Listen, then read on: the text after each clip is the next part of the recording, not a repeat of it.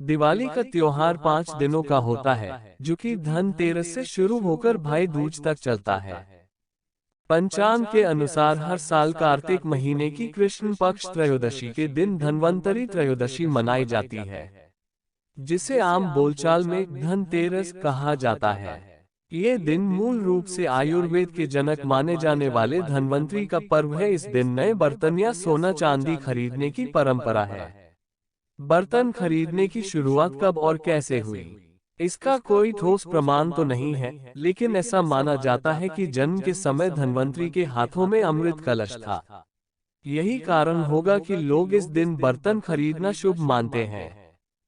पौराणिक कथाओं में धन्वंतरी के जन्म का वर्णन करते हुए बताया गया है कि देवताओं और असुरों के समुद्र मंथन से धन्वंतरी का जन्म हुआ था। वह अपने हाथों में अमृत कलश लिए प्रकट हुए थे। इस कारण उनका नाम पीयूषपानी धन्वंतरी विख्यात हुआ। धन्वंतरी को विष्णु का अवतार भी माना जाता है। परंपरा के अनुसार धनतेरस की शाम को यम के नाम का दीपक घर की देहलीज बाहर पर रखा जाता है और उनकी पूजा करके प्रार्थना की जाती है कि वह घर में प्रवेश नहीं करे, किसी को कष्ट नहीं पहुंचाए। देखा जाए तो ये धार्मिक मान्यता मनुष्य के स्वास्थ्य और दीर्घायु जीवन से प्रेरित है। यम के नाम से दिया निकालने के बारे में भी एक पौराणिक कथा है। पुराने समय की बात है, एक राजा हुआ करते थे और उनका नाम हिम था। राजा हिम के यहाँ जब पुत्र हुआ तो उन्होंने अपने पुत्र का नाम सुकुमार रखा और अपने राजपुरोहित से अपने पुत्र की जन्म कुंडली बनवाई। कुंडली बनाने के उपरांत राजपुरोहित कुछ चिंतित हुए। उनकी चिंताग्रस्त मुद्रा को देखकर राजा हिम ने उनसे पूछा, क्या बात है राजपुरोहित जी, आप कुछ चिंता में लग रहे हैं? हमारे पुत्र की कुंडली में कोई दोष है क्या? राजपुरोहित राजा की बात सुनकर बोले, नहीं महाराज, ऐसी बात नहीं है। कदाचित मैंने कुंडली बनाते समय कोई असावधानी की होगी, जिस कारण से मुझे जन्म कुंडली में कुछ दुर्घटना दिखाई दे रही है।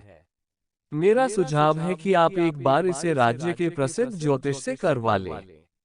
राजा थोड़े से आशंकित हुए और फिर से पूछा, पुरोहित जी, हमें आप द्वारा बनाई हुई जन्म कुंडली में कोई भी संदेह नहीं है। आप वर्षों से हमारे विश्वासपात्र रहे हैं।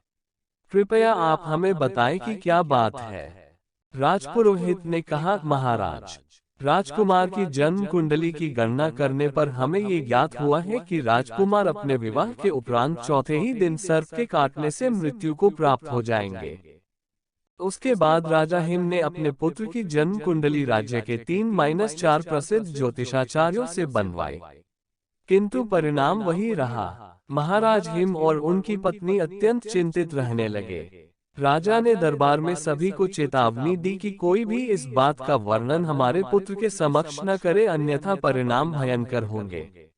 राजा हिम को भय था कि यदि उनके पुत्र को इस बात का पता चल गया तो कहीं वह मृत्यु की चिंता में ही मर जाए। खैर, समय बीतता गया और राजकुमार सुकुमार बड़े होने लगे। अंततः वह समय आ गया जब राजकुमार की आयु विवाह योग्य हो गई और आसपास के कई राज्यों से राजकुमार के लिए सुंदर राजकुमारियों के विवाह प्रस्ताव आने लगे। परंतु अपने पुत्र की मृत्यु के भय से राजा किसी भी प्रस्ताव को स्वीकृति नहीं दे पा रहे थे।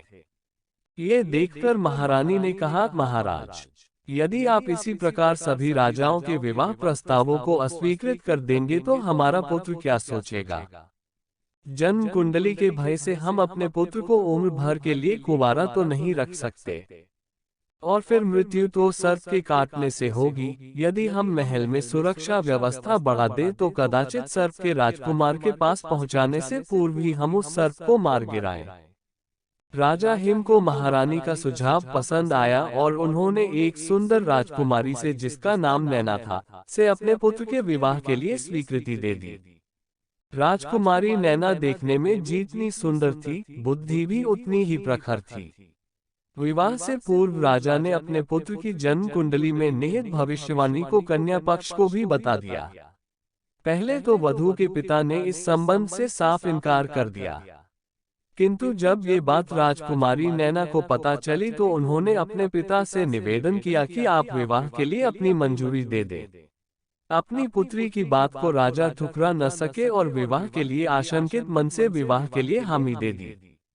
विवाह अच्छी तरह से संपन्न हुआ। राजकुमारी नैना एक दृढ़ निश्चय वाली कन्या थी। उसने अपने पति के प्राणों की रक्षा करने का निश्चय कर लिया था। जैसे कैसे 3 दिन बीत गए। राजा हिम और राजकुमारी नैना ने चौथे दिन का इंतजार पूरी तैयारी के साथ किया। उनकी योजना के अनुसार जिस किसी भी मार्ग से सांप के आने की आशंका थी, वहां पर सोने चांदी के सिक्के और हीरे जवाहरात बिछा दिए गए। पूरे महल को रात भर के लिए रोशनी से जगमगाया गया ताकि सांप को आते हुए आसानी से देखा जा सके। यही नहीं, राजकुमारी नैना ने सुकुमार को भी सोने नहीं दिया और निवेदन किया कि आज हम कहानी सुनना चाहते हैं। राजकुमार सुकुमार नैना को कहानी सुनाने लगे। मृत्यु का समय निकट आने लगा और मृत्यु के देवता यमराज पृथ्वी की ओर प्रस्थान करने लगे। क्योंकि सुकुमार की मृत्यु का कारण सर्पदंश था, इसलिए यमराज ने सांप का रूप धारण किया और महल के भीतर राजकुमार सुकुमार और राजकुमारी नैना के कक्ष में प्रवेश करने का प्रयास किया। जैसे ही वह सांप के वेश कक्ष में दाखिल हुए तो हीरे जवाहरातों की चमक से उनकी आंखें चौंधिया गईं, जिस वजह से सांप को प्रवेश के लिए कोई अन्य मार्ग खोजना पड़ा। जब वहां से कक्ष में दाखिल होना चाहा तो सोने और चांदी के सिक्कों पर रेंगते हुए सिक्कों का शोर होने लगा, जिससे राजकुमारी नैना चौकस हो गई। अब राजकुमारी नैना ने अपने हाथ में एक तलवार भी पकड़ ली और राजकुमार को कहानी सुनाते रहने को कहा।